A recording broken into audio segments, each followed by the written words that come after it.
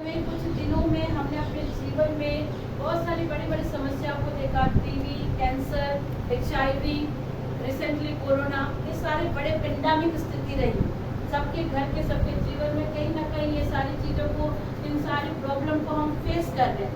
और इन सारी चीज़ों को, प्रॉब्लम को फेस करने के चलते हमारे घर में कर्जा, दिक्कत, सारी चीज़ें आई। ये पेंडेमिक स्थिति है। और अगर इस स्थिति में किसी की मृत्यु कैंसर से हो गई, किसी की टीबी से या किसी का कोरोना से, तो आप और हम समझ सकते हैं कि वो दुख की घड़ी को हम याद भी नहीं करना चाहते कि वो दुख आई जब हमारा परिवार, हमारा प्रॉब्लम, उन चीज़ों को हम याद नहीं करना चाहते, उन चीज़ों को फेस कर लिए। और जो व्यक्ति इन चीज़ों को फेस कर लेता है वो कभी भी उन चीज़ों को स्मरण नहीं करना चाहेगा। लेकिन फिर भी इन सारी चीज़ों को हमने फेस किया और देखते हैं। पर एक अच्छी बात यह है कि जो सब नामों से ऊंचा है, सब नामों से अगर कोई आला है, स्वर्ग और पृथ्वी में तुझे कोई नाम नहीं से दिया गया, वो कौन है? हमारा प्रभु यीशु मसीह। प्रभु यीशु मसीह जो है वो सब नामों से ऊंचा है, सब नामों से वो श्रेष्ठ है। और जहाँ यीशु मसीह का नाम है वहाँ हर दुख और तकलीफ में भी हमें शांति मिलती है, क्योंकि परमेश्वर का दूसरा नाम क्या है? शालोम। और शालोम का मतलब है शांति देने वाला परमेश्वर। Hallelujah, hallelujah. अपना दाहिना हाथ उठाकर कहेंगे, परमेश्वर पिता, आपका नाम शालोम है। आप हमें हमारे परिवार में, हमारे जीवन में शांति देने वाले परमेश्वर है। जीवन के हर तूफान पर, हर सताव पर आपके नाम को लेकर हम खड़े रहें और अंत तक धीरज धरें और जीवन के मुकुट को पाएं। आमीन, आमीन। परमेश्वर के वचन पर हम जाएंगे, वचन पाठ पर। इब्रानी की पुस्तक, इब्रानी का ग्रंथ अध्याय 13 नया नियम में है। आप लोग देखेंगे वहाँ पे 13 का 5 पद संख्या में परमेश्वर कुछ इस तरह से हमें बताता है। संत पौलुस लिखते हैं कि तुम्हारा स्वभाव लोभ रहित हो और जो तुम्हारे पास है उसी पर संतोष करो, क्योंकि उसने आप ही कहा, मैं तुझे कभी ना छोड़ूंगा और न कभी तुझे त्यागूंगा। ये ईश्वर की वाणी है। ईश्वर को धन्यवाद। मैंने कहा ना कि आज परमेश्वर क्या कह रहा है आपको, वो कभी नहीं छोड़ेगा, बस आपको छोटा सा विश्वास रखना है। Hallelujah, hallelujah, hallelujah. मेरे प्रियो, प्रभु वचन में हमें बताते हैं कि वो हमको कभी भी अनाथ नहीं छोड़ेगा, है ना। यशायाह नबी कहते हैं, यशायाह नबी का ग्रंथ कहता है कि एक दूध पिलाने वाली माँ भी अपने बच्चे को छोड़ सकती है, भूल सकती है, लेकिन ईश्वर आपको कभी नहीं छोड़ेगा। ईश्वर कभी आपको नहीं भूलेगा। वो कहता, मैं तुम्हें अनाथ नहीं छोड़ूंगा। आप अनाथ का मतलब समझते ही होंगे, जिसके माँ बाप नहीं होते हैं, जिसका पेरेंट्स नहीं होता, वो बच्चे क्या कहलाते हैं? अनाथ कहलाते हैं। आप सभी जानते कि ये अनाथ की स्थिति, जिसके भी जीवन में आती स्थिति दुख की बात है। और एक समय ऐसा होता है कि हम सब के जीवन से पेरेंट्स जाते हैं, कोई आगे कोई पीछे, लेकिन एक टाइम होता है कि हमारे माँ बाप भी हमें छोड़ करके चले जाते हैं। लेकिन परमेश्वर का वचन क्या कहता? मैं तुम्हें कभी अनाथ नहीं छोड़ूंगा। वो कह रहा है, मैं तुझे कभी नहीं त्यागूंगा, मैं तुझे कभी नहीं छोड़ूंगा। हालेलुया। मेरे प्रियो, परमेश्वर कहता है वो हमारे लिए, वो हमें अनाथ नहीं छोड़ने के कारण जब यीशु मसीह स्वर्ग को उठा लिए गए, और परमेश्वर जानते थे कि अब मेरे बच्चे अपने आप को अनाथ समझेंगे, इसलिए परमेश्वर ने हमारे लिए क्या को भेजा? सहायक आत्मा को। हालेलुया। और वो सहायक आत्मा कौन है? पवित्र आत्मा, जो हमें हमेशा साथ में उठा करके लिए चलता है। हालेलुया। मेरे प्रियो, आज जो मैंने कहा ना कि परमेश्वर आपको नहीं छोड़ेगा, बस आपको विश्वास रखना है। लेकिन एक बात है, हम विश्वास करने में इतनी मेहनत क्यों करते हैं? इतनी विश्वास करने में हम इतना स्ट्रगल क्यों कर रहे हैं? हम विश्वास करने के लिए इतना उलझन में क्यों है? हम विश्वास करने के इतना ज्यादा फ्रस्ट्रेशन में आते हैं, इतना ज्यादा सोचते हैं, विश्वास नहीं कर पाते हैं। विश्वास को करने के लिए भी हम मेहनत कर रहे, स्ट्रगल कर रहे हैं, क्योंकि तुरंत हम परमेश्वर पर भी विश्वास नहीं करते हैं। लेकिन परमेश्वर पे नहीं विश्वास करने के लिए या परमेश्वर पे विश्वास रखने के लिए हमें स्ट्रगल करना क्यों पड़ रहा है? हमें आज क्यों स्ट्रगल करना पड़ा? क्यों आज परमेश्वर पे हमको यकीन करने के लिए, विश्वास करने के लिए इतना सारा स्ट्रगल करते हैं? हम हर संडे, हर रविवार, हर शुक्रवार और बुधवार को चर्च जाते हैं, मिसा अटेंड करते हैं, परमेश्वर के वचन को सुनते हैं, परम प्रसाद लेते हैं, और भी जगह रिट्रीट होता है, परमेश्वर के वचनों को सुनते हैं। और जब हम फ्राइडे, वेडनेसडे और संडे के दिन परमेश्वर के वचन को सुन करके मजबूत हो जाते हैं, वहाँ पे हालेलुया करते हैं, प्रेज द लॉर्ड कहते हैं, जय यीशु कहते हैं, सब कुछ हम परमेश्वर के वचन को सुन लिए। और सुनने के बाद हम कुछ दिन वहाँ पर चार्ज हो गए, मन एक मोबाइल जिस तरह बैटरी चार्ज हो जाता, फुल चार्ज होता, तो हम खुश रहते हैं। उसी दिन हम संडे को उसी तरह का चार्ज होकर खुश रहते हैं। लेकिन कुछ दिन बीतने के बाद हमारा विश्वास कहाँ चला जाता है? हमारा विश्वास कहाँ डगमगाता है? हमारा विश्वास क्यों नहीं रहता है? क्यों नहीं रहता? सोचने वाली बात है कि आज हमें विश्वास करने के लिए स्ट्रगल करना पड़ रहा। आज विश्वास करने के लिए हमें इतना ज्यादा मेहनत करनी पड़ रही है। क्यों करनी पड़ रही है? मेरे प्रियो, आज विश्वास करने के लिए हमें बहुत चीजों को स्ट्रगल करना पड़ रहा है। डगमगाते हैं। कुछ संडे के दिन तो फुल चार्ज रहते हैं, संडे के दिन मिसा अटेंड करेंगे, सब कुछ सुनेंगे और चार्ज हो जाएंगे, वचन कुछ सुन के, हाँ प्रभु हमारे साथ है, सब कुछ है। लेकिन उसके कुछ दिन बीतने के बाद हमारा विश्वास डगमगाता है। डगमगाता है या नहीं डगमगाता है ना? एक तरफ तो हम परमेश्वर की महिमा करते हैं, एक तरफ तो हम बोलते हैं कि परमेश्वर हमारा चरवाहा है, हमें घटी नहीं होगी। एक तरफ हम कहते हैं कि परमेश्वर हमारा चंगा करने वाला यहोवा रफा है, और दूसरी तरफ जब बीमारी को, घाव को, तकलीफ को देखते हैं तो क्या कहते हैं? पता नहीं ईश्वर मुझे चंगा भी करेगा या नहीं, पता नहीं ईश्वर मेरे बच्चे को ठीक भी करेगा या नहीं, पता नहीं। क्यों अल्पविश्वासी की तरह बन रहे हो? एक तरह आप कहते हो कि परमेश्वर मेरा चंगा करने वाला, और एक तरफ जहां आपके घाव को ठीक होते हुए नहीं देख रहे, जहां आप अपने बीमारी से निजात पाते हुए नहीं देख रहे हैं, तो वहां कहते पता नहीं हमारा खुदा करेगा भी या नहीं। अल्पविश्वासी मतलब अप एंड डाउन, विश्वास में अप एंड डाउन। बात को समझ रहे हैं? समझ में आ रही है? अप एंड डाउन होते हैं। बाइबल बताती है नया नियम में जब प्रभु यीशु मसीह स्वर्ग को उठा लिए गए, और जब प्रभु यीशु मसीह अपने चेलों को दर्शन देने आए थे, और उस दर्शन के समय में थोमा वहां नहीं था, तो थोमा ने भी यकीन नहीं किया। बताओ, थोमा भी यकीन नहीं किया, क्योंकि वो यीशु से नहीं मिला ना। लेकिन परमेश्वर उसको दोबारा दर्शन देकर क्या कहता है?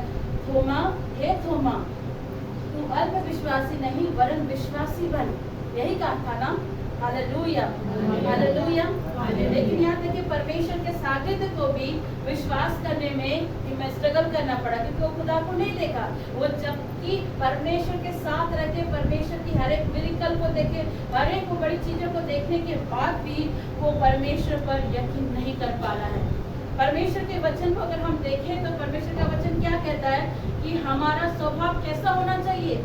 लोभ रहित होना चाहिए, और जो हमारे पास है उसी पे हमें संतोष करना चाहिए, और जो संतोष करना चाहिए क्योंकि उसने आप ही कहा, मैं तुझे कभी ना छोड़ूंगा और ना कभी त्यागूंगा। कल जब मैं 7 बजे के समय हम लोग, हमारा परिवार, हम लोग एक पारिवारिक प्रार्थना में बैठते हैं, 7 बजे से लेकर 9 बजे तक हम लोग फादर अशोक के मिसा को अटेंड करते हैं, आराधना चंगाई वाला। वहाँ पर फादर अशोक एक बहुत अच्छे एग्जाम्पल को बता रहे थे, और मैं उसको बड़े ध्यान से सुन रही थी। फादर अशोक बता रहे थे, एक किराना वाला व्यक्ति और एक दूध लेने वाला व्यक्ति, ये दोनों बहुत अच्छे मित्र हैं, दोनों अच्छे मित्र हैं। किराना, दूध वाला व्यक्ति अपने फ्रेंड किराना व्यक्ति को हर दिन 1 किलो दूध, 1 किलो मक्खन देता था। वो हर दिन 1 किलो मक्खन दे रहा था, और किराना वाला व्यक्ति भी उसको उसके बदले में उतना ही सामान देता था। एक दिन ऐसा हुआ, किराने वाला व्यक्ति मक्खन को क्या कर रहा था? नाप रहा, तौल रहा था, और जब वो तौल रहा था तो उसमें मक्खन 800 ग्राम निकला, 200 ग्राम कम है। और जब ये दूध वाला व्यक्ति आता है और उससे कहता है कि मेरे मित्र, तूने मुझसे छल क्यों किया? तूने मुझसे छल क्यों किया? तू हर दिन मुझसे कहता है कि तू मुझे 1 केजी देता है, पर इसमें जब मैंने नापा तो कितना निकला? 800 ग्राम निकला, 200 ग्राम नहीं है। तब वो दूध देने वाला व्यक्ति रोने लगा, उसकी आंखों से आंसू आने लगा, रोने लगा। रोते रोते उसने मित्र ये इसलिए है, मैं तुम्हें देता था, लेकिन ये इसलिए हुआ कि जो तुम मुझे चीनी नाप कर देते थे 1 kg, वही नाप को लेकर मैं तुझे मक्खन देता था। इट मीन्स वो चीनी कम देता था, इसीलिए वो मक्खन भी उतने में आती थी। समझ में आ रही है बात? इंसान को परमेश्वर क्या कह रहा है? इंसान लोभ रहित, आपको लोभ रहित रहना पड़ेगा। आप लोभ करोगे, आप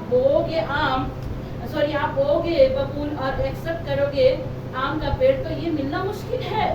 आप जो बोओगे, आप जो दूसरों को दोगे, आप वही काटोगे ना। आप कैसे एक्सपेक्ट करते हो इन चीजों को? बाइबल बताती है, परमेश्वर का वचन उत्पत्ति ग्रंथ में, कि वहां पर भी अगर हम देखें, याकूब के विषय आप सब जानते हैं, है ना? एसाव के 2 बेटे थे, एसाव और याकूब। और जब एसाव बूढ़ा हो गया था, और बूढ़ा होने के कारण वो अपने बच्चों को आशीर्वाद देना चाह रहा था। आपको पता है पुराने नियम में जो लोग ओल्ड हो जाते थे, वो लोग अपने बच्चे को बुला करके सबके ऊपर हाथ रखकर वो लोग ब्लेसिंग देते थे, और वो ब्लेसिंग उनके जीवन में लगती भी थी। हालेलुया! इसलिए अपने माँ बाप का भी आदर करिए। अगर आपके घर में बुजुर्ग हैं तो आप आशीष के कारण हैं। हालेलुया! अगर आपके घर में एक बुजुर्ग है तो भी आप ब्लेसिंग का कारण है। पर बाइबल क्या बता रही कि हमारा स्वभाव कैसा रहना चाहिए? लोभ रहित और संतोषजनक होना चाहिए। ये चीजें शुरू से हो रहा, क्योंकि हमारा नेचर आदम का भी है। हम मनुष्य दूसरों से झूठ बोलते हैं, दूसरों को धोखा देते हैं और एक्सेप्ट करते हैं कि उसके बदले हमें अच्छी चीजें मिले। ऐसा नहीं होता है मेरे प्रियो।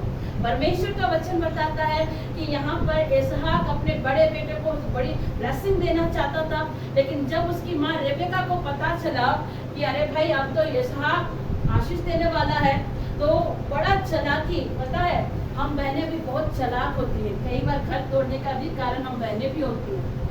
मैं आपको बता रही, बच्चों पे भेदभाव करने का भी कहीं ना कहीं हम बहनों का भी हाथ होता है। ये दुनिया की सच्चाई है, और ये चीज बाइबल से परमेश्वर ने हमें दिखाया। रेबेका के 2 बेटे थे, एसाव और याकूब, लेकिन रेबेका सबसे ज्यादा प्यार छोटे बेटे से करती थी, और इसहाक सबसे ज्यादा प्यार बड़े बेटे से करते हैं। लेकिन हमें और आपको ऐसा नहीं करना। अगर हमारे घर में 2 बच्चे हैं तो हमें समान प्यार करना। अगर एक के लिए समान आ रहा तो दूसरे के लिए भी वही समान आना चाहिए। भेदभाव हमें नहीं करना चाहिए। यहाँ पर भेदभाव के कारण रेबेका ने क्या कहा याकूब को कि तुम जाओ और अपने पिता के पास जाओ, मीट लेकर जाओ, और देखो याशाक को भी देखो, उसे खाने की तलब लगी, मीट, शिकार का मीट लाके तो हम खाएंगे। बताओ, खाने के कारण भी लोग परमेश्वर से दूर होते हैं। मेरे प्यारे, आपको बता रहे, खाने के चलते परमेश्वर की नजदीकता में नहीं जा पाते। आप खाना खा लीजिए, उसके बाद प्रार्थना में बैठे, आप प्रार्थना नहीं कर पाएंगे। 2 मिनट आप प्रभु की उपस्थिति में नहीं बैठ सकते। इसलिए परमेश्वर कहता है उपवास की भी आवश्यकता है। आप हद से ज्यादा अगर खाते हैं ना, इट मीन्स आपके अंदर पेटूपन का आत्मा भी है। हद से ज्यादा अगर आप खा रहे हैं तो प्रार्थना कीजिए अपने लिए कि प्रभु इन चीजों से हमें निकाले। और यहाँ पर रेबेका ने बड़ी चालाकी से याकूब को क्या करी, वो बकरे का खाल का कपड़ा पहना दिया, हाथ में बकरा का बाल लगा दिया, ठीक है। और रेबेका तो भाई उसकी पत्नी है, हर पत्नी को पता होता है कि उसका पति का क्या चीज पसंद है और उसकी पति का क्या कमजोरी है। कोई दूसरा नहीं जानेगा, लेकिन एक पति अपना पति का सारा कमजोरी मालूम रखता है। उसको मालूम है अपना पति को कोटना है या पति को पटाना है, तो पति के दिल तक पहुंचना है तो खाने से ही पहुंचा जाता है। और रेबेका ने भी कुछ ऐसा ही किया। रेबेका ने मीट बनाया और याकूब के द्वारा भिजवाया, और याकूब जब मीट लेकर जाता है तब वो क्या बोलता है, इसहाक, आवाज तो एसाव की तरह नहीं है, लेकिन जो वो छाला वो हाथ में बांधा था और जो उसने बागा पहना था उसमें एसाव का स्मेल आ रहा था। वो बोलता नहीं पिताजी, मैं एसाव ही हूँ, तेरा बड़ा पुत्र, ज्येष्ठ पुत्र हूँ। और यहाँ पर याकूब धोखे से अपने बड़े भाई की ब्लेसिंग को ले लिया। बताती है कि नहीं बाइबल? बताती है ना। और धोखे से उसने बड़े भाई की ब्लेसिंग को चुराया, ले लिया। और वो शुरू से जब वो पेट में था तब से वो अड़ंगा मारता था। याकूब का दूसरा नाम ही क्या है? अड़ंगा मारने वाला, धोखा देने वाला, झूठ बोलने वाला। बहुत लोग सोचते हैं ना झूठ बोल करके ब्लेसिंग को ले लूंगा, झूठ बोल करके आशीर्वाद को ले लूंगा, तो एक चीज मैं बताऊंगी, झूठ बोलने वाले लोग अगर आप कितनी भी ब्लेसिंग को ले लो, वो ब्लेसिंग कभी आपके जीवन में नहीं फलेगी, कभी नहीं फलेगी। इसका स्पष्ट रूप बाइबल हमें बताता है। याकूब ने धोखे से क्या किया, अपने भाई का ब्लेसिंग को ले लिया। मेरे पर एक सिस्टर ने ब्लेम लगाया कि ज्योति सिस्टर मेरे सामर्थ को चुरा ली। मुझे बताओ, सामर्थ चुराया जाता है या मांगा जाता है? सामर्थ परमेश्वर जो दान को देते हैं ना, वो दान आपके जीवन से कोई चुराएगा नहीं। संत पौलुस कहते हैं, जो दान मुझे मिला उसे मैंने कमाया नहीं है, उसे मेरे परमेश्वर ने मुझे दिया। और अगर परमेश्वर किसी को दान या वरदान या सामर्थ्य देता है ना, परमेश्वर उसे कभी नहीं लेता है। हाँ, लेकिन ये चीजें कब आपके जीवन से जाती हैं? जब आप परमेश्वर की उपस्थिति से दूर हो जाते हो, परमेश्वर के रास्ते से दूर होते हो, परमेश्वर के रास्ते को छोड़कर दूसरे रास्ते पर जाते हो, तो आपको पता भी नहीं चलेगा कि आपका अभिषेक, आपका सामर्थ, आपका हर एक दान वरदान आपके जीवन से चला जाता है। इसका प्रेजेंट उदाहरण अगर आप देखेंगे, शाऊल और दाऊद के जीवन में भी, शाऊल जब तक परमेश्वर की उपस्थिति में रहा, उसके ऊपर परमेश्वर का हाथ बना रहा। लेकिन जब साउल जो याजक यानी फादर लोग का काम अपने जीवन में करने लगा, परमेश्वर कहता है, मैं शाऊल को राजा बनाकर पछताता हूँ। क्योंकि शाऊल परमेश्वर की इच्छा को ना जानते हुए, परमेश्वर की इच्छा को ना मानते हुए, उसने परमेश्वर के साथ भी धोखा किया, परमेश्वर के दास के साथ भी धोखा किया। किस लिए? लोगों को खुश करने के लिए। लोगों को खुश करने के लिए उसने परमेश्वर की आज्ञा को नहीं मानी।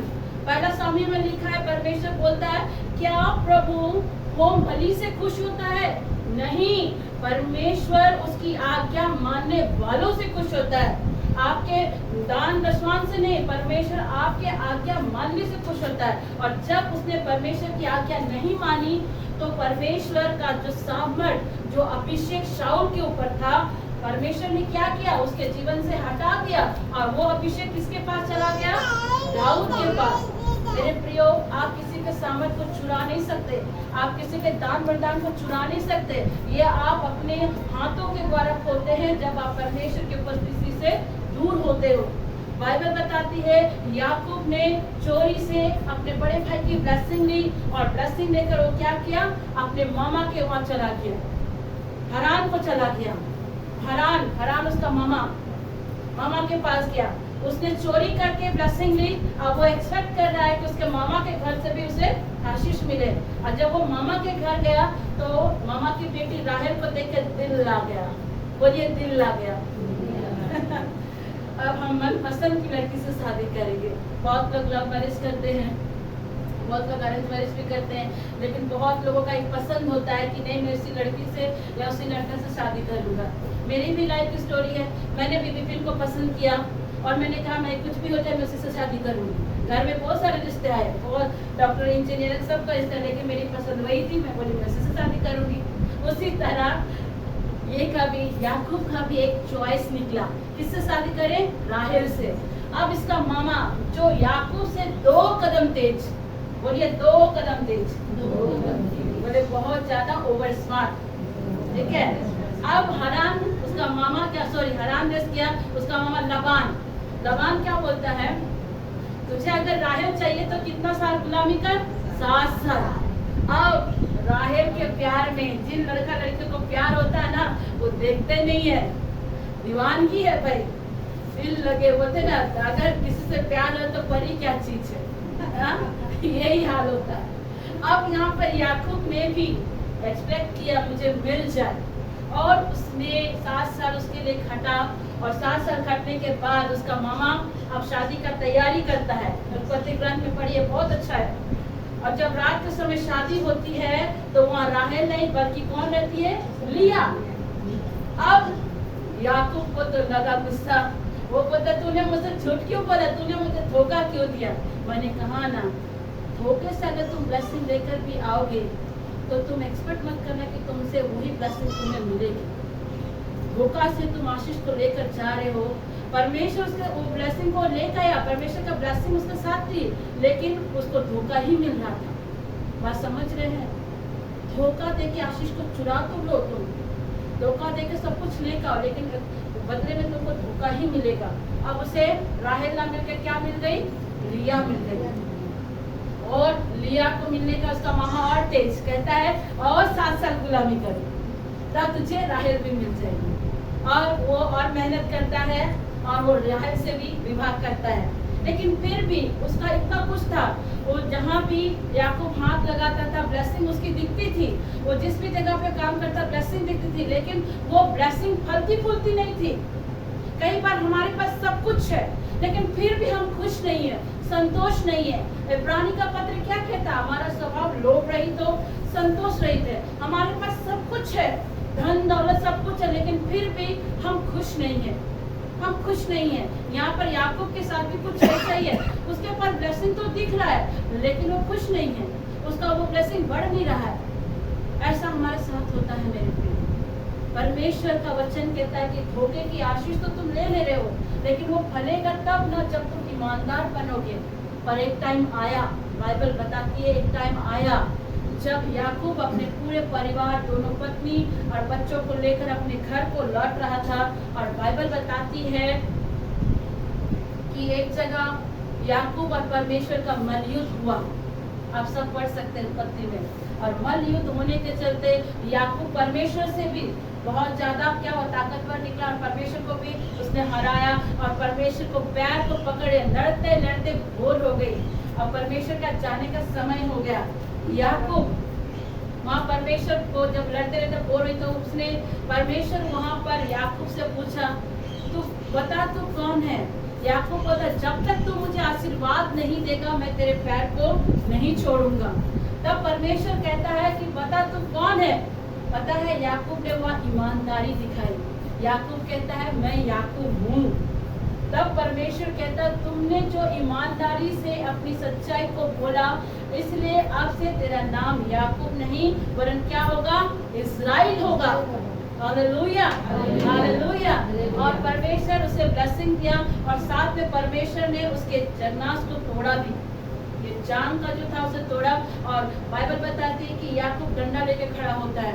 आज भी इज़राइल में वहाँ के क्रिश्चियन लोग, वहाँ के मसीह भाई बहन जन्नास को नहीं खाते हैं। वहाँ के ज्वाइंट वाला होता है ना, उसके मीट को नहीं खाते, वो लोग नहीं खाते हैं। मेरा कहने का मतलब क्या है? परमेश्वर क्या कह रहा है कि आप अगर आपका स्वभाव लोभ रहित, संतोषजनक रहेगा तो परमेश्वर आपको क्या कहता है? वो आपको कभी नहीं छोड़ेगा और कभी नहीं त्यागेगा। पर हमारा स्वभाव लोभ रहित और संतोष रहित होना चाहिए। जितना परमेश्वर ने हमें दिया उसी में हमें संतुष्ट रहना चाहिए। और परमेश्वर ये भी कहता है अगर तुझे इससे कुछ ज्यादा एक्सपेक्टेशन है तो तुम प्रार्थना करो, परमेश्वर वो भी तुम्हें देगा। लेकिन किसी के दूसरे के घर की तरक्की को देखकर, किसी के घर के दूसरों की ब्लेसिंग को देखकर, दूसरे की पत्नी को देखकर, दूसरे के पति, दूसरे के बच्चों को बढ़ते हुए देख करके तुम चिढ़ो मत, तुम उसके लिए बुरी चीजों को मत कहो। जो तुम्हारे पास है उसी में तुम संतुष्ट रहो। अगर उसके घर में ब्लेसिंग आ रही है बगल वाले घर में और तुम्हारे घर में और अभी तक स्थिति सही नहीं है तो तुम लड़ो मत। कई बार हम बहनें भी क्या करते हैं ना, जब देखते हैं कि बगल के घर में बस तरक्की पर तरक्की हो रही है तो हम अपने पतियों से लड़ते हैं कि तू कुछ नहीं कर रहा है, तू कुछ नहीं कर सकता है, उसे डाउन फील करवाते हैं, उसे नीचे गिराते हैं। ऐसा न करे। परमेश्वर कहता है कि जो तुम्हारे पास है उसी में तुम क्या करो? संतुष्ट रहो। Hallelujah, hallelujah. परमेश्वर क्या कहता है? अगर तू ऐसा करता है तो परमेश्वर तुझे कभी नहीं छोड़ेगा। मैंने कहा ना, परमेश्वर आपको कभी नहीं छोड़ेगा, पर आपका विश्वास परमेश्वर के प्रति होना चाहिए। आपका विश्वास परमेश्वर के प्रति होना चाहिए। अगर हम देखते हैं यूहन्ना रचित सुसमाचार अध्याय 14 के 1 में क्या लगता है कि तुम्हारा मन व्याकुल ना हो, तुम जो परमेश्वर पर विश्वास रखते हो तो मुझ पर भी विश्वास रखो। ये लिखा है कि नहीं लिखा है? लिखा है या नहीं? बोलो बोलो, मुझे लिखा है कि नहीं? लिखा है। गुड। पता है हमारा जो विश्वास है ना, हम किस चीज पर रखते हैं अपना विश्वास को? ज्यादा उपवास पर, ज्यादा लंबी प्रार्थना पर, लंबी दुआओं पर, किस पर अपना विश्वास को रखते हैं? सच सच बताइए। ज्योति आज आप लोग को फंसा दिया, बताओ आपका विश्वास। अभी मैंने वचन भी पढ़ा है, मैंने कहा ना जैसे तुम परमेश्वर पिता पर विश्वास रखते हो वैसा ही तुम मुझ पर विश्वास रखो, ये कहा ना मैंने अभी वचन में। तो मुझे बताओ आपका विश्वास किस पे ज्यादा है? प्रार्थना पर, फास्टिंग पर, या लंबी लंबी दुआओं पर, या छोटी छोटी दुआओं पर, या रिट्रीट पर, या फिर संगति प्रार्थना पर? किस पर आपको सबसे ज्यादा विश्वास है? टेल मी नाउ, किस पर विश्वास है आपको सबसे ज्यादा? बहुत लोगों को लगता है कि लंबी लंबी दुआएं करेंगे तो प्रभु मेरी प्रार्थना को सुनेगा। बहुत लोगों को लगता है मैं लंबे लंबे दिन तक फास्टिंग करूंगा तो वो उसको अपना विश्वास फास्टिंग पर रहता है। बहुत लोगों को अपना विश्वास प्रार्थना में रहता है। बहुत लोगों को विश्वास रहता है रिट्रीट पर। बहुत लोगों को विश्वास रहता है कि नहीं डेली गिरजा जाएंगे तो उस पर विश्वास रहता है। मैं ये नहीं कहती कि आप गिरजा मत जाओ, गिरजा जाना मस्ट है, परमेश्वर की उपस्थिति में रहना मस्ट है, लेकिन आपका विश्वास किस पर होना चाहिए? आपकी प्रार्थनाओं पर नहीं, ना आपके फास्टिंग पर। आपका विश्वास होना चाहिए परमेश्वर पर। Hallelujah, hallelujah. लेकिन बहुतों का विश्वास होता है प्रार्थना पर। विश्वास जो विश्वास का करता है परमेश्वर, वो क्या कह रहा? तुम्हारा विश्वास मुझ पर होना चाहिए। ठीक है, अच्छी बात है, हम प्रार्थना करते हैं। प्रार्थना परमेश्वर के साथ बात करने का एक माध्यम, एक जरिया है। लेकिन जो परमेश्वर वचन में कहता है कि जैसे तुम पिता ईश्वर पे विश्वास रखते हो मुझ पर भी रखो, लेकिन हम परमेश्वर पे विश्वास नहीं रखते। हाँ, हमें लंबी दुआ करना पड़ेगा, फास्टिंग करना पड़ेगा। फास्टिंग पर यकीन है, प्रार्थनाओं पर डिपेंड है, रिट्रीट पर डिपेंड है। अरे बाबा, वचन में क्या कहता है कि तुमको विश्वास किस पे करना है? प्रभु पर, ईश्वर पर। लेकिन बहुत लोग क्या करते? नहीं, मुझे किस पर विश्वास करना है? प्रार्थना पर। आज अगर प्रार्थना नहीं किया, आज अगर लंबी दुआ नहीं की तो पता नहीं प्रभु मेरी प्रार्थना सुनेगा या नहीं। आज अगर मैं उपवास नहीं किया, किसी दिन मेरा उपवास मिस कर गया, आज पता नहीं प्रभु मेरे को कौन सा दंड दे देगा। उपवास मिस हो गया तो उसमें भी डर है। पता नहीं क्या घर में घटना घट जाएगी। आप किस पे डिपेंड है? मैं ये नहीं कहती कि उपवास मत करो, बिल्कुल करो, प्रार्थना भी करो, लेकिन आपका फेथ किस पे होना चाहिए? परमेश्वर पे होना चाहिए। Hallelujah, hallelujah, hallelujah. ये नहीं कहती कि तू दुआ पर यकीन मत करो, वो कहती है कि तुम्हारा विश्वास ईश्वर पर होना चाहिए। और जब तुम्हारा विश्वास ईश्वर पर होगा तो वो तुझे कहता कभी नहीं छोड़ूंगा, कभी नहीं त्यागूंगा। एक छोटा सा दुआ पतरस ने भी किया था। जब पतरस पानी पर, उस झील पर पैदल चल रहा था और जब वो डूब रहा था, उसने एक छोटी सी दुआ करी। उसने क्या कहा? हे पिता मुझे बचा ले, और परमेश्वर ने उसे बचा लिया। क्या उसने लंबी दुआएं करी? नहीं, उसने छोटी सी दुआ करी और उसकी छोटी सी दुआ को सुनकर परमेश्वर ने उसे बचाया। ये नहीं कि आप लंबी दुआ मत करो, ऑब्वियसली लंबी प्रार्थना भी करती है। बाइबल ये नहीं कहती कि छोटी दुआओं को करना। परमेश्वर कई जगह छोटी प्रार्थना से भी काम किए, कई जगह लंबी प्रार्थनाओं से भी काम किए। लेकिन हमारा जो विश्वास है ना प्रियो, हमारा जो मेन चीज है वो परमेश्वर पर होना चाहिए, ना प्रार्थना, ना ये। मैं ये नहीं कहती कि आपको प्रार्थना नहीं करना चाहिए, बिल्कुल करना चाहिए। वो एक जरिया है हमारे परमेश्वर से बात करने के लिए, लेकिन वो चीज से हम परमेश्वर से बात करें उस पर हमको फेथ रखना है। अगर उसने कह दिया तो उसकी बातों पर यकीन कीजिए, उसके बातों पर सहमत हो जाइए कि हाँ मेरा परमेश्वर करेगा। Hallelujah, hallelujah. अगर आप इस चीज को देखते हैं, मैं आपको बताऊंगी कि यहाँ पर परमेश्वर भी जो थे ना, प्रभु यीशु मसीह, वो खुद भी एक प्रार्थना योद्धा थे। वो रात रात बैठकर परमेश्वर के पास, अपने पिता के पास रहकर दुआ करते थे। लेकिन उनका भी विश्वास, यीशु का भी विश्वास अपने पिता पर ही था। वो अपने पिता से अलग नहीं होते थे। वो जो भी कहते थे अपने पिता की आवाज को सुनकर कहते थे। और सबसे अच्छा एग्जाम्पल अगर मैं बाइबल में बताऊं विश्वास के अकॉर्डिंग, तो आप अगर लूका रचित सुसमाचार अध्याय को पढ़ेंगे, लूका रचित सुसमाचार, वहाँ पर 10 कोड़ियों का दृष्टांत बताया गया। आप सभी जानते होंगे लूका रचित सुसमाचार, वहाँ 10 कोड़ी के बारे बाइबल बताती है कि 10 कोड़ी, आपको मालूम है जिसको कोड़ होने से वो घर समाज पूरे मोहल्ले से उसे निकाला जाता है, उसे बाहर निकाला जाता है। और वो 10 कोड़ियों को उस जमाने में पुराने नियम में बताता, बाइबल बताती है, अगर उसमें से कोई व्यक्ति कोढ़ी से भी शुद्ध हो जाता था ना, तो तुरंत वो गांव में नहीं जाता था, लोगों से नहीं मिलता था। वो कोढ़ी सबसे पहले अपने आप को याजक के पास ले जाता था, और याजक उसको देखता था, सब तरफ से परखता था, वो अगर शुद्ध है तभी उसको अलाउ करता था गांव में और लोगों के बीच में।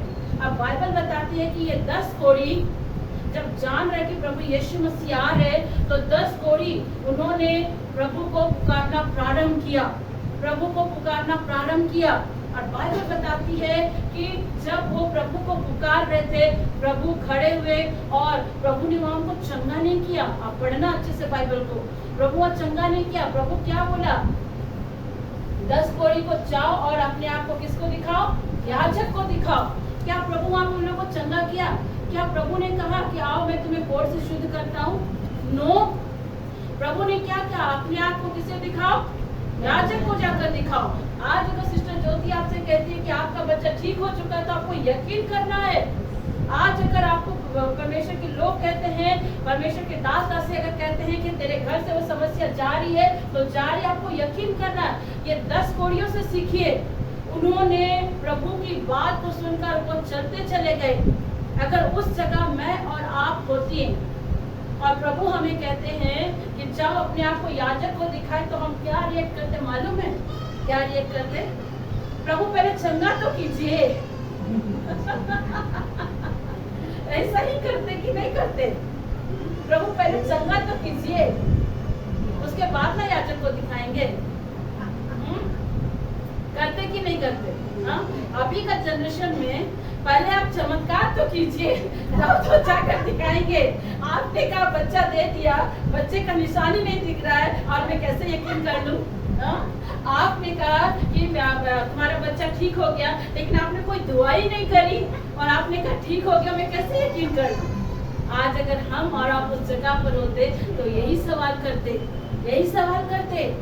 इसीलिए आज हमें विश्वास के प्रति स्ट्रगल करना पड़ रहा है। इसीलिए आज हमें विश्वास पर, फेथ रखने पर इतनी मेहनत करनी पड़ रही है मेरे प्रियो। बाइबल बताती कि ये 10 कोढ़ी जिनको कोढ़ था, उन्होंने प्रभु से कोई सवाल नहीं पूछा, कोई सवाल नहीं बोला। ये नहीं कहा कि प्रभु तू मुझे चंगा कर, प्रभु तू मुझे ठीक कर दे। नो, उन्होंने यीशु की बात को सुनकर वो 10 कोढ़ी चलते चले गए, चलते चले गए। और बाइबल क्या बताती है? 10 कोढ़ी जाते जाते शुद्ध हो गए, चंगे हो गए। पर हमारा प्रॉब्लम क्या है पता है? हम लोग परमेश्वर की बात पर यकीन नहीं करते। प्रभु आपकी दासी ने कहा, आपके दास ने कहा कि मैं चंगा हो गया, मैं ठीक हो गया, लेकिन अभी भी मेरा घाव ठीक नहीं हो रहा, अभी भी मेरी बीमारी जाने गई, अभी भी मेरा बच्चा ठीक नहीं है। ये हमारा अफेथ को दिखाता है और विश्वास को दिखाता है। अगर परमेश्वर ने तुम्हें कहा, इट मीन्स वो तुम्हारे हो गया। सोचो, वो 10 कोढ़ी परमेश्वर से सवाल नहीं किए। ध्यान दीजिएगा इस बात को, उन्होंने परमेश्वर से सवाल नहीं किया, वरन वो परमेश्वर की बात पर क्या हुए? सहमत हो गए। वो परमेश्वर के बात पर यकीन कर लिए, परमेश्वर के बात पर उसने विश्वास कर लिया। अगर परमेश्वर कहता है, परमेश्वर स्वयं उठकर नहीं आता, वो अपने लोगों के द्वारा बात करता है। अगर वो कहता है कि तेरा बच्चा ठीक हो चुका है, तेरा पति ठीक हो चुका है, तेरे घर के हालात ठीक होंगे, तो तुमको यकीन करना, फेथ कर लेना, विश्वास कर लेना है। ये 10 कोढ़ी की तरह बन जाइए, परमेश्वर के साथ सहमत हो जाइए। जिस तरह उन्होंने, वो 10 कोढ़ी ने सवाल नहीं किया, वो खुशी से चलते चले गए, चलते चले गए, क्योंकि उन्होंने यीशु के वचन पर सहमत हो गए, परमेश्वर के वचन के साथ एक मत हो गए। हालेलुया, एक मत हो गए। और बाइबल बताती है वो चलते चलते वो चंगे हो गए। आमीन, आमीन। मेरे प्रियो, अगर आज आपको कोई निंदा करता है, कोई आपके प्रति गाली गलौज कर रहा है, कोई आपके दिल को दुखा रहा है, कोई आपके प्रति जादू टोना कर रहा है ना, खड़े हो जाओ, खड़े हो जाओ और बोलो। यशायाह 54:17 में लिखा है, जितने हानि के हथियार मेरे विरुद्ध, मेरे परिवार के विरुद्ध बनाए गए, उनमें से कोई सफल नहीं होगा। ये ईश्वर की वाणी है, उस पर सहमत हो जाइए, सहमत हो जाइए, एक मत हो जाए। अपनी भाषा बना लो, उसे अपने जीवन का एक हिस्सा बना लो, अपने मुंह का लैंग्वेज बना लो और बोलो, मेरे बच्चे पर कोई हानि का हथियार सफल नहीं होगा, क्योंकि प्रभु ने कहा है। प्रभु आदि में वचन था और वचन ही प्रभु है। परमेश्वर के मुख से निकला हुआ एक एक वचन सत्य है। परमेश्वर के मुख से निकला हुआ एक एक बात पर सहमत हो चाहिए। जिस तरह 10 कोड़ी सहमत हो गए बिना क्वेश्चन से, बिना प्रभु को सवाल उठाए हुए। प्रभु यहाँ पर चंगा नहीं किया था, ध्यान दीजिएगा बात को। नहीं यकीन होता, लूका रचित समाचार खोल के पढ़ो, वहाँ यीशु मसीह ने उनको चंगा नहीं किया। यीशु मसीह ने आज्ञा दी कि तुम जाओ और अपने आप को याजक को दिखाओ। पता है परमेश्वर क्यों आप लोगों को चंगा नहीं कर पाता? पता है परमेश्वर क्यों आपकी दुआओं को उत्तर नहीं देता? आपके अल्पविश्वास के कारण, क्योंकि आप परमेश्वर के साथ, परमेश्वर के वचन के साथ सहमत नहीं होते हैं, परमेश्वर के साथ एकमत नहीं होते हैं। अगर परमेश्वर ने कहा कि मैं तुझे निश्चित समय में बच्चा दूंगा, तो उसके बाद पर यकीन करो, फेथ करो और परमेश्वर तुम्हें देगा। इसका प्रेजेंट अगर एग्जांपल दे तो आप अब्राहम को देखो। अब्राहम को 75 साल की उम्र में परमेश्वर ने वायदा किया और अब्राहम के बच्चे की आयु 25 साल बाद आई। इट मींस 100 इयर्स की समय अब्राहम ने विश्वास रखा। वो हर दिन परमेश्वर के विश्वास से बढ़ रहा, लेकिन जैसे जैसे वो परमेश्वर के विश्वास से बढ़ रहा था, वैसे ही वैसे शैतान उसको हर चीज नेगेटिव दिखा रहा था। आप जब प्रभु की बातों पर यकीन करोगे, विश्वास करोगे, शैतान भी आपको नेगेटिव चीजों को दिखा के आपको डिप्रेस कर सकता है, निराश कर सकता है। अब्राहम को भी शैतान ने उसी तरह से किया। कैसे? परमेश्वर ने कहा कि 75 साल की उम्र में तुझे मैं बच्चे की आशीष दूंगा, प्रतिज्ञा की संतान दूंगा। 75 इयर्स हो गए, 80s हो गए, 90s हो गए, बच्चा नहीं है। पत्नी का मासिक धर्म बंद हो गया, पत्नी की जवानी ढल गई और कहीं ना कहीं अब्राहम भी मन में सोच रहा होगा, वो देखता होगा, अरे मेरी पत्नी का तो जवानी ढल गया, मेरे पत्नी का मासिक धर्म बंद हो गया। वो भी सोच सकता कि बच्चा नहीं होगा, लेकिन कहीं ना कहीं अब्राहम का फेथ था, विश्वास था और वो सोचता था और आज दिन वो मनन करता था कि मेरे परमेश्वर ने कहा है मुझे प्रतिज्ञा की संतान देगा तो देगा। लेकिन शैतान कैसे दिखाया? उसकी पत्नी बूढ़ी हो गई, उसकी पत्नी का मासिक धर्म बंद हो गया और वो बच्चा जन्म नहीं सकती है। दासी से द्वारा बच्चा पैदा हो गया, लेकिन परमेश्वर ने इसे एक्सेप्ट नहीं किया। शैतान इसी तरह से आपको दिखाएगा। जब प्रभु आपको कहते हैं कि मैं तुझे चंगा कर चुका हूँ, मैं तेरे बच्चे को ठीक कर चुका हूँ, मैं तेरे घर को ठीक कर चुका हूँ, उसके बातों पर यकीन करो, प्रतिज्ञा करो, विश्वास करो।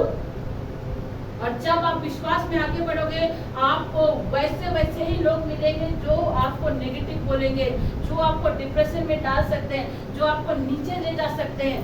क्योंकि कहीं ना कहीं आपके भी विश्वास को परमेश्वर परखता है मेरे प्रियो, परखता है। मैं सच कह रही हूँ। मैं एक दिन किचन में काम कर रही थी, काम करते करते शैतान आके बुड़बुड़ाता है, शादी को 2 साल लग गया, दूसरे के लिए प्रार्थना करी, बच्चा हो रहा है, तेरे को बच्चा नहीं हो रहा। देखो शैतान आके बोल रहा है।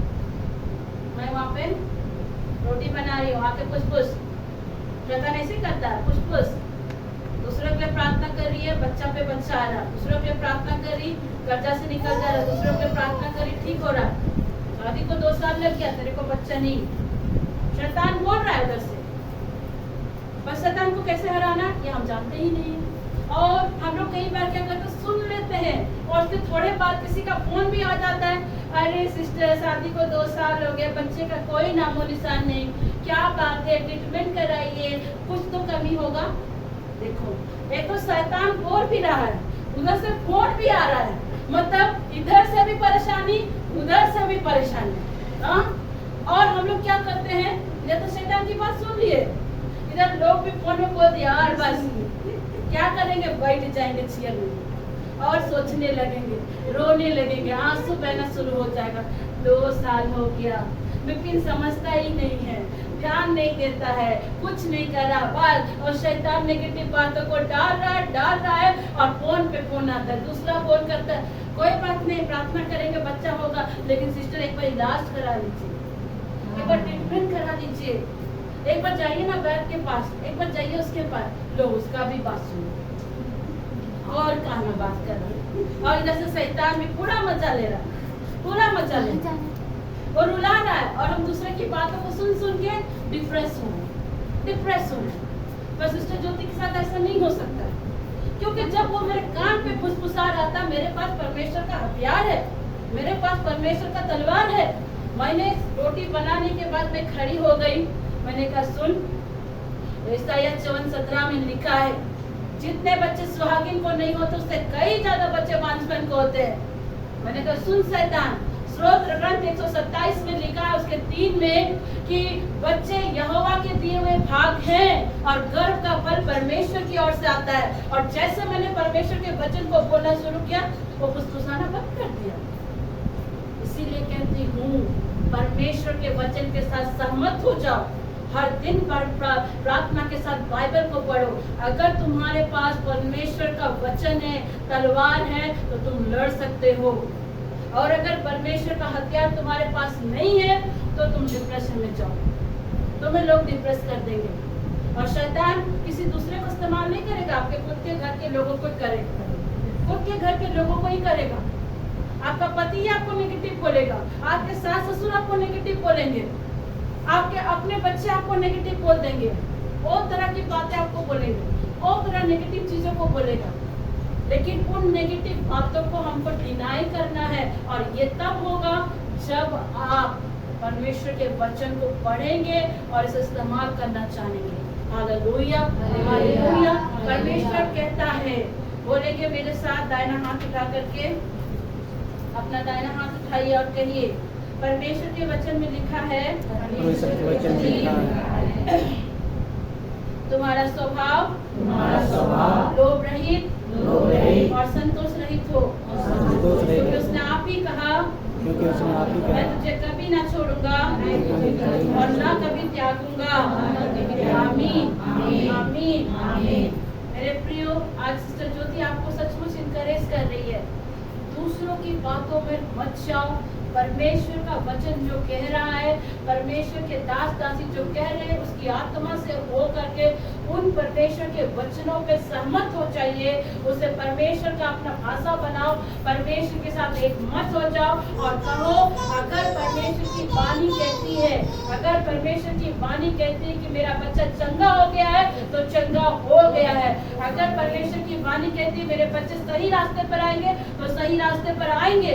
अगर परमेश्वर की वाणी कहती है कि मेरा घाव ठीक होगा, तो वो ठीक होगा। अगर परमेश्वर की वाणी कहती है कि मेरा विवाह में कोई रुकावट नहीं आएगा, तो नहीं आएगा।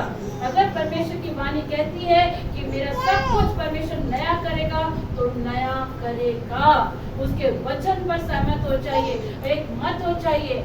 आत्मविश्वास, आत्मनिर्भरता, सहमत, ये सारी चीज एक ही चीज को लाता है, विश्वास को, एक ही चीज को लाता है। और जब आप एक मत हो जाते हैं, निश्चित होकर प्रभु पे विश्वास रखते हैं, तूफानों को भी देख रहे, परेशानी को भी देख रहे, और परेशानी को देखते हुए भी आप ये कहते हैं कि मेरा परमेश्वर ने कहा है, वो मुझे देगा तो देगा। इस तरह 10 कोड़ी ने प्रभु को कोई सवाल नहीं किया, प्रभु से कोई क्वेश्चन नहीं पूछा, उन्होंने सिर्फ प्रभु के वचन पर यकीन किया और उसके वचन के साथ सहमत होकर वो चलते चले गए। और बाइबल बताती है कि वो 10 कोड़ी शुद्ध हो गए। तो आज अगर प्रभु आपको कहता है कि आपका बच्चा ठीक हो रहा है, आपका बच्चा परमेश्वर के रास्तों पर आएगा, आपका पति परमेश्वर की ओर लौट के आएगा, आपके बच्चे को परमेश्वर चंगाई दे रहा है, तो आपको यकीन करना है। Hallelujah, hallelujah. अगर आप एक मत होते हैं तो परमेश्वर के बड़े बड़े कामों को आप देखेंगे। परमेश्वर, हमारा फेथ क्या है? हमारा विश्वास ईश्वर पर और ईश्वर के कहे हुए वाणी पर होना चाहिए, ईश्वर के वचन पर होना चाहिए, क्योंकि इब्तिदा में कलाम था और कलाम ही खुदा के साथ था। ये मेरे उर्दू के फेवरेट लफ्ज हैं। मुझे उर्दू बाइबल बहुत पसंद है। जैसे लिखता है, आदि में वचन था, इसी उस तरह वो कहता है इब्तिदा में कलाम था और कलाम खुदा के साथ था और खुदा ही कलाम था। हालेलुया। मतलब परमेश्वर ही वचन है। अगर वो वचन से आज आपको कह रहा है कि आपके परिवार को, आपके बच्चे को ठीक कर रहा है, आपके पति को ठीक कर रहा है, आपको शादी की ब्लेसिंग दे रहा है, आपको नौकरी की ब्लेसिंग दे रहा है, बच्चे की ब्लेसिंग दे रहा है, उस पर यकीन हो जाओ, फेथ करो, परमेश्वर से सवाल मत करो। आप थोमा की तरह मत बनिए, अल्पविश्वासी मत बनिए। परमेश्वर कहता है अल्पविश्वासी नहीं, बड़ा विश्वासी बनो, क्योंकि यूहन्ना ने कहा जैसे तुम पिता पर यकीन रखते हो, तुम उसी तरह मुझ पर भी विश्वास रखो। हालेलुया। परमेश्वर वचन के द्वारा हम सबको आशीर्वाद करें। आमीन। आमीन। आइए हम एक गीत के